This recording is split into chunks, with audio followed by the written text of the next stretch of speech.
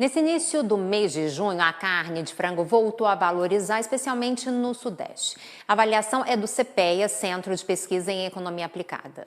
No boletim, os pesquisadores apontam que os avanços tentam garantir melhores margens para o setor que vem sendo pressionado com os custos de produção e dos insumos. E sobre o assunto, nós conversamos agora com o Luiz Rua, diretor de mercados da ABPA, Associação Brasileira de Proteína Animal. Olá, seja muito bem-vindo ao nosso programa. Bom dia, Juliana, bom dia, Simone, e a todos os telespectadores do Agromanhã. Um prazer estar aqui novamente com vocês. Prazer é todo nosso. Bem, Luiz, então em maio o cenário não estava favorável aí para os avicultores.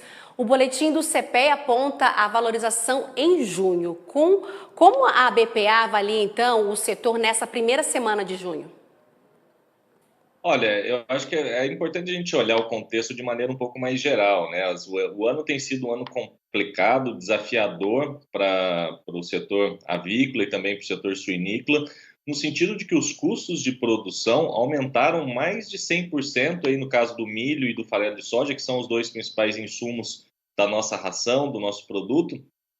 Isso efetivamente trouxe aí um incremento muito forte nos custos de produção, e aí, naturalmente, o produtor tem que buscar alguma valorização do produto para que consiga recompor um pouco das margens e evitar as margens negativas que já acontecem no caso de alguns produtores, especialmente aqueles que não possuem a exportação. Hoje, só para você ter uma ideia, mais de 30% dos frigoríficos, né, dos CIFs, não fazem exportação. Então, é uma situação, de alguma forma, muito desafiadora no ano como um todo. E agora, junho segue nessa mesma toada, com preços dos insumos ainda muito elevados, o que faz efetivamente que haja uma necessidade de repasse de preços, naturalmente, de forma individualizada pelas empresas, ao consumidor final.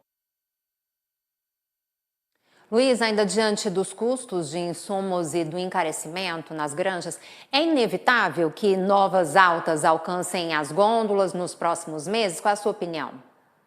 Nos parece inevitável, porque efetivamente, como eu estava comentando, né, o produtor consumiu todo aquele milho mais barato que ele tinha e que fazia um preço médio, né, de milho um pouco mais atrativo, vamos dizer assim, e agora ele está, cada vez que se você consome o seu estoque antigo, o teu milho médio, o teu farelo de soja médio vai ficando mais caro.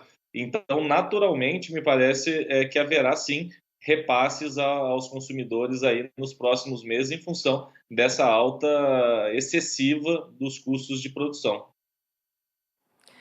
E, Luiz, e a falta de renda do brasileiro, né, por conta dos problemas enfrentados, né, pela pandemia, as empresas elas podem ter dificuldades, então, de repassarem todos os seus custos ao consumidor ou não?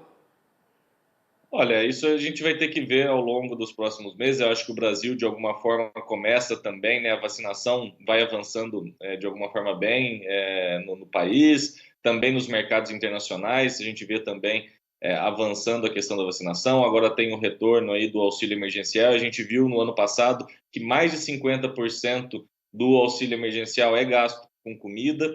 E a gente tem também o boi, né? A carne bovina muito cara para o consumidor final, o que significa que o que nos indica que talvez a carne de aves, especialmente os ovos também, possam ser aí talvez as únicas alternativas para o consumidor comer proteína animal nesse ano de 2021, dado que os preços da carne bovina devem se manter elevados ao longo do ano, e aí a gente vê também essa recuperação da economia como uma possível... Vocês me escutam? Sim, pode continuar.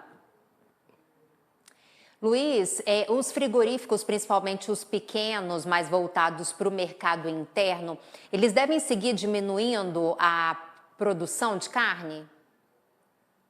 Olha, é possível que isso aconteça, porque efetivamente esses custos começam a atrapalhar o capital de giro, principalmente daquelas empresas menores e aquelas empresas que não têm a possibilidade de exportar. Nós tivemos um volume muito importante de exportações nesse mês de maio também, sem descuidar, obviamente, aqui da disponibilidade para o consumidor interno, mas o que a gente vê efetivamente aí no setor de ovos e também aqueles pequenos produtores de aves uma necessidade de readequação, eventualmente, dos plantéis, de forma a garantir, ao mínimo, a sobrevivência do negócio para esses produtores, e alguns deles, efetivamente, têm deixado já a atividade em função dessa situação que a gente nunca vivenciou antes, desses custos de produção nesses valores que estão agora. E de acordo com o relatório da SECEX, em maio, mais de 383 mil toneladas, né, de carne de frango in natura, elas foram exportadas, 5,6% acima do volume escoado em abril. Não descuidando então do mercado interno, a exportação é uma alternativa, tirando esses 30% que você falou aí, desses frigoríficos que eles não exportam, né, mas é uma alternativa para quem exporta? É uma alternativa para minimização, né, dessa situação que a gente vive hoje. Então, aqueles frigoríficos, em torno de 70%, 65% dos frigoríficos que têm atividade exportadora, efetivamente estão se valendo, né, da sanidade, da qualidade que o produto brasileiro tem no exterior, o reconhecimento que nós temos, para efetivamente aumentar um pouco os volumes para lá, e como eu disse, sem descuidar aqui do nosso consumidor brasileiro, mas de alguma forma como uma forma de minimização das perdas decorrentes desses custos de produção. A gente vê aí vários países, conforme eu havia comentado, voltando à atividade econômica, voltando ao consumo fora do lar também, e isso é um alento para que a gente possa ter aí, durante esse ano, exportações que de alguma forma minimizem essas perdas que a gente vem sentindo em todo o setor. Luiz, em maio, a BPA alertou o governo federal sobre novas elevações nos preços. De lá para cá, como está o diálogo da associação com o governo federal para remediar esses impactos? Olha, nós continuamos aguardando aí, acho que a gente já teve a questão da TEC, né, da tarifa externa comum, no caso do milho, dos produtos complexos soja, que houve uma redução aí de 8%, 10% para 0% no caso, né, desses produtos, e agora a gente continua aguardando aí outros pontos, como a retirada do adicional do frete de renovação da Marinha Mercante, a retirada do PIS e COFINS, especialmente para aqueles produtores que não têm a exportação como meio, né, para fazer o drawback. Então, isso seria um alento importante, principalmente para esses pequenos produtores, e uma série de outras medidas, como financiamento da safra, financiamento de armazenagem de grãos, enfim, uma série de ações que, de alguma forma, possibilitem a viabilização total também, tanto das importações como de um acréscimo da produção brasileira desses produtos, para que a gente possa continuar agregando valor aqui no no nosso setor, porque só para você ter uma ideia, quando a gente exporta aquele milho e o farelo de soja que é dado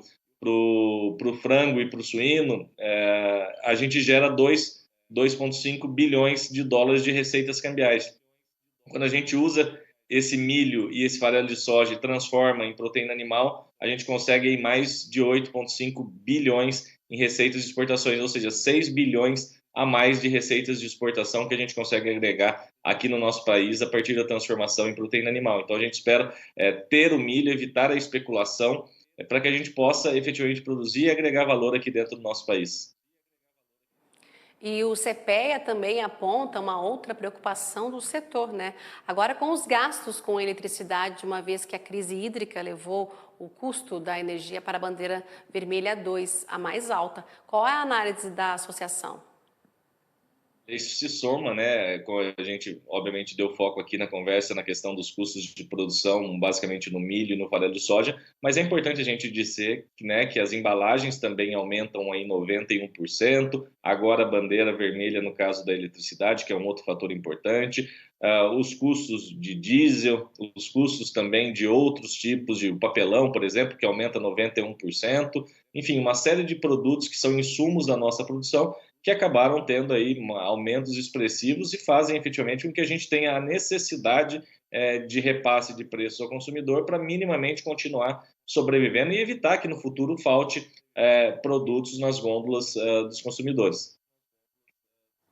Tá certo, Luiz. Muito obrigada pela sua participação aqui no AgroMais. Nós conversamos com o diretor de mercados da BPA, Luiz Rua. Muito obrigada, Luiz. Obrigado, sempre à disposição de vocês. Um abraço e uma ótima semana.